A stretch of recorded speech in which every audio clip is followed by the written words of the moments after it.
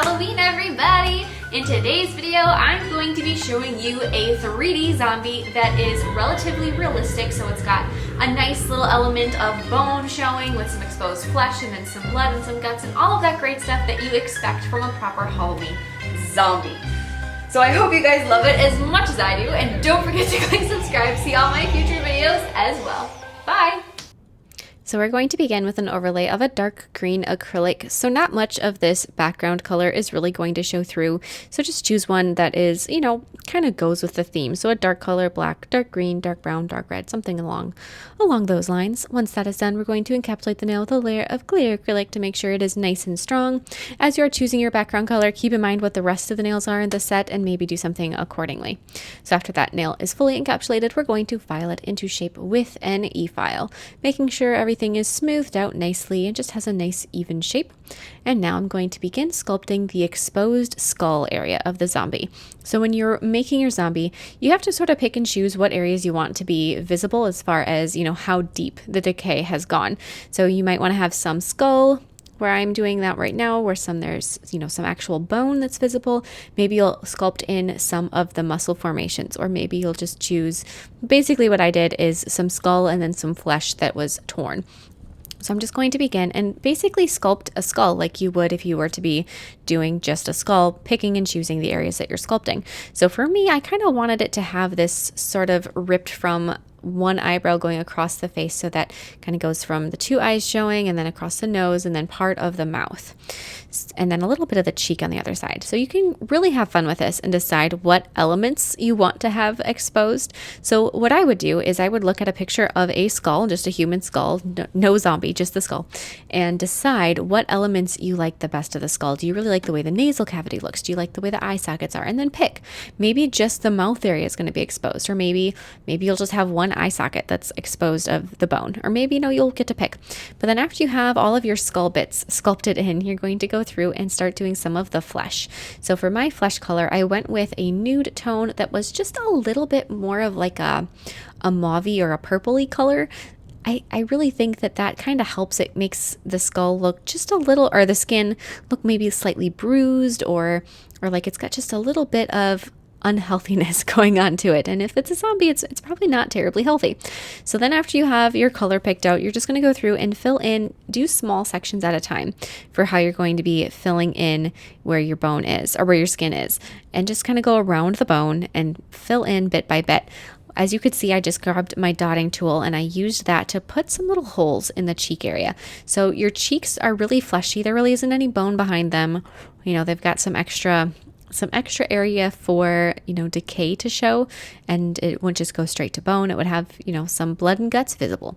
So if you're going to be doing something along those lines, I would really recommend doing that in the cheek area. Don't make a big hole in the nose, because if you were to poke a hole in somebody's nose, you would get cartilage or bone. So maybe sort of dedicate those extra bloody bits to somewhere between the eye going down and then around the jaw, going down the side of the face. So we're going to be doing that on both sides. Just have fun with it. Really, this is like the kind of design that you get to just play around with and take it as blood and gutsy gory as you like, or keep it, simple. You don't have to go as crazy. You can maybe just have a little bit of bone showing here and a little bit of blood showing there and call it a day. But if you want to, you can really make this thing super creepy. So we're just going to take and fill in anything we need to, keep adding layers, use that color, use some reference photos, look at some pictures of zombies, get some inspiration from that too. If you look up just Walking Dead, you can get screenshots and little clips and different things, and it'll give you all sorts of inspiration for your zombie art. So we're just going to take and kind of fill in a little bit more on the sides, keep adding bits. I wanted it to look like where his teeth are exposed, that the skin was sort of peeled away. So I have a little bit of extra skin sort of hanging off the side right there. You can have fun and do something like that too if you want to. I really like sculpting things that are really gross and like blood and guts and all of that fantastic stuff. So for me, there really wasn't no element of too far as getting it kind of gross and creepy. But maybe for you, there's a different threshold. I know for when I was sculpting this, my husband walked behind me and he almost jolted because he saw what I was working on. He goes, ugh, how can you look at stuff like that? How can you do that? I'm like, it's fun. What are you talking about? How can I do that? This is a great time. So, everybody has their different levels of tolerance, you could say. And he says 30% of my Halloween nails give him the heebie-jeebies, which I consider to be a very, I think that's a good number. I was happy with that number. So just keep adding some more details. I added some more acrylic down his neck. As you can see, a little bit of that dark green color actually showed through the thinner acrylic on his neck, which I think is a fantastic thing. It gives it a little bit more depth to it. It actually darkens it up. It does some shading for me, which I don't have to do. And you can keep using, different elements like that. Just keep adding layers. The more you add to it, the more gross and creepy it can be. So if you really want it to look nasty, just keep adding little bits. And if you want to, this is kind of an optional element. You can sculpt in some of the blood with acrylic. You can have some red acrylic and add that in, or you can do it with paint. That's one of those things where it's kind of up to you. So I'm going to continue working up his forehead. I didn't continue that all the way up yet, so I'm going to add another layer of acrylic up there. Like I said, I did this in small sections at a time, trying to carve in a lot of texture and a lot of detail. So you don't want to necessarily just try to do like the whole thing from hairline to eyebrows in one go at it, because you don't have nearly as much control over everything if you do it that way.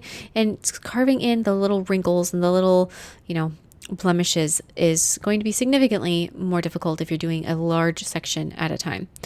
One thing I would recommend doing is looking at it from different perspectives. This is an extremely 3D design. It's got some height on it. It's built up. So look at it from the side view, look at it from the top view, left, right, just kind of glance at it from all sorts of perspectives.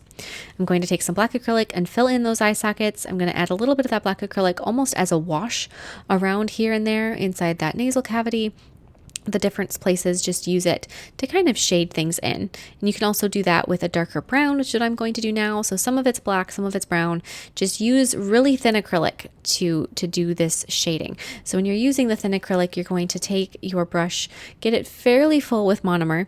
You'll kind of learn what proportions you need for your particular product line, but get your brush fairly full and then just barely dip it into the color. So you pick up a very small, very wet bead that's almost paint consistency, and it'll flood in all of the little carvings you did, and it'll just bring them to life. As you can see, it doesn't take much effort, and you can get so much depth to your sculpting in very little time. And then once you're happy with that, I am going to go through and I'm going to add some red acrylic in and around the different bits that I sculpted, little tiny bits of red acrylic. I am using my glove to kind of act as a palette here. Not something I necessarily recommend, but in a pinch when you are kind of, you need to do something quickly, I guess it does work. Add little bits of red just all around. If you want this guy to be super creepy, cover him in blood, basically. So now the next layer of things I'm going to do after this is I'm going to take a very light gray and I'm going to be doing some highlighting on his face. So any places where I feel like they just need to be brought forward a little bit, I'm going to take that light gray, and in a very similar process to doing the shading with the very thin acrylic, I'm going to do some highlighting. This time the acrylic is slightly thicker because I don't want it to fall into the valleys. I want it to stay on the high points. And when you're doing it with the darker colors, you do want it to sort of settle into the valleys. And so now that we've got all of that done and he's got nice highlights going, we're going to do a black and gray mix. So I'm going to double dip my beads first into the gray and then into the black. And I'm going to sculpt just a sprinkling of hair on the top of his head. Don't overdo it. You don't want him to look like he has this perfectly coiffed head of hair. It just needs to be, just a little sprinkling of hair, just a smidge.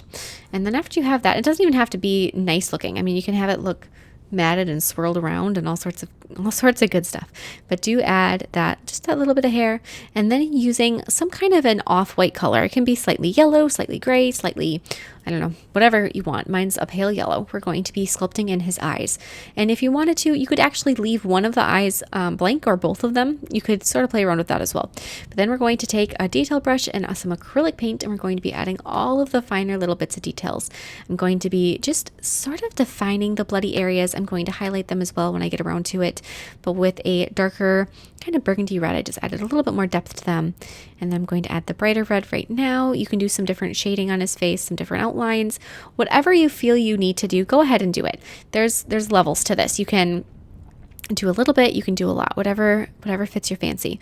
I'm just going to kind of make sure all of my details that I sculpted in, I want to make sure that they're visible and that they're intense and that they're the sculpting was worth my while. I don't want the sculpting to just sort of fall by the wayside. I want all of the painting to highlight and emphasize the sculpting is kind of the method that we're going for. Do a little bit more details on his hair, kind of outline the hair a little bit. And then within his eyes, you're going to want to give them an iris. I went with a really pale gray iris and then a pupil. So we're going to let that first gray dry, outline that teeth area a little bit. I can't even emphasize the concept of having fun with this. You're getting to sculpt a crazy zombie where there's no rules. You can do whatever you like. You can, give it purple hair. You can give it purple skin. There's so many different things that you can do with this to personalize it and make it your own. You could even try to, sculpt yourself as the zombie too, which would be fun. Yeah. So I've got the eyes pretty much done. I'm going to outline the irises and then add the pupils. And then as soon as you're done and you're happy with all of this painting, if you want to, you can try to squeeze some glossy gel top coat around the background if you do have any background visible, if there's any left. Most of my background was completely covered up, but where there's a will, there's a way. So squeeze any around there, and then otherwise just apply some of that glossy top coat on the bloody areas and the eyes, and then matte top coat on everything else. And this is done. I hope you guys are excited about it as I am. I think he is just so cool and so gross and so magnificent. If you are interested in past zombie designs, I do have a few, and I can put links to those in the description box below. Otherwise, don't forget to subscribe, and I'll see you next time. Bye!